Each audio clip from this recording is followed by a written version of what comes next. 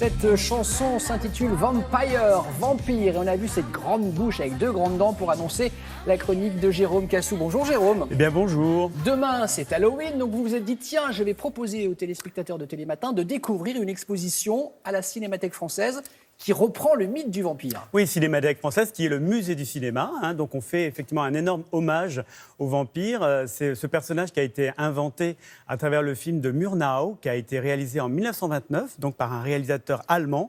Et depuis, en fait, on ne cesse de se demander si finalement les vampires existent. Alors on rentre dans cette exposition évidemment émerveillé par la qualité de l'exposition et de la scénographie. On voit évidemment des photos, on voit des films. Et en même temps, on est baigné dans une atmosphère nocturne et surtout on est accompagné de cris de femmes et on se demande parfois si ces femmes appellent le vampire. Alors c'est tout l'intérêt en fait de cette exposition qui est de nous baigner dans l'histoire et en même temps dans ce mythe absolument incroyable qui recèle bien des secrets et qui nous sont révélés sur les 6 mètres du musée. Donc c'est au musée du cinéma. Musée du cinéma, Cinémathèque française. Et ça absolument. se trouve à Bercy, c'est ça? Oui, ça se trouve à Bercy. Voilà, on y va? Alors je vous accompagne avec un psychologue qui va nous raconter en fait l'envers du décor. Parfait.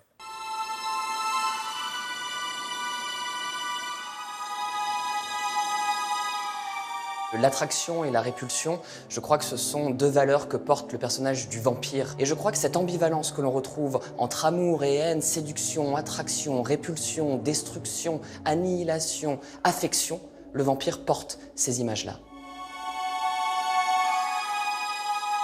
Est-ce que vous pourriez nous emmener justement vers des images, des icônes qui pourraient nous révéler en fait ce que cache la morsure du vampire? Sur cette œuvre, il y a aussi quelque chose qui me fascine, c'est qu'on a vraiment tous les éléments de la scène du vampire. On a le côté sensuel, le côté érotique, la concentration du prédateur, de l'homme qui s'y abandonne. Être consommé ou consommé, être mangé ou mangé, s'abandonner à l'autre ou lui résister, c'est toute cette mise en tension érotique et destructrice que porte le mythe du vampire.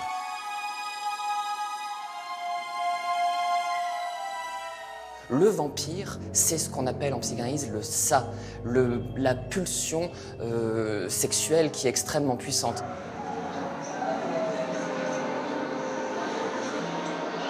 Le vampire ne vit jamais seul, il a toujours besoin des autres pour se régénérer, du sang des autres. Tout passe par la morsure, la contamination, la dévoration, que ce soit entre un homme et une femme, mais aussi entre une femme et un homme, ou entre 2 hommes et 2 femmes. C'est toute la clé du vampirisme, de mélanger érotisme et quelque chose du côté du morbide, funeste. Et c'est à cet endroit étrange de fusion, de mélange entre les deux, que les films sont souvent les plus intéressants, les plus captivants, les plus hypnotisants. Et quelque part, il y a une forme de puissante intensité dans la figure du vampire et de tout ce qu'il porte de transgression. On a souvent des vampires qui représentent, par exemple, le pouvoir politique corrompu, qui représentent l'État dans ce qu'il a de plus parfois offensif, et qu'on a toujours des hommes politiques transformés en vampires à l'occasion d'une critique sociale, politique. Ça, c'est évidemment très fort et très présent. Peut-être même c'est nous le vampire, peut-être c'est cette part en nous qu'on a de minorité, de différence, de fragilité. C'est celui qui fait peur, c'est celui qui est purement différent de moi. Et au final, le vampire, c'est quelqu'un au contraire dans lequel je peux m'identifier, avec lequel j'ai une empathie. Le vampire de toutes les créatures qui existent est celle qui est la plus humaine. Elle est torturée, en proie à son propre désir, submergée par ses cauchemars dont elle n'émerge jamais. C'est quelque chose d'extrêmement attractif, quelque part. On a envie nous-mêmes de reconnaître cette part obscure de nous-mêmes à travers le vampire.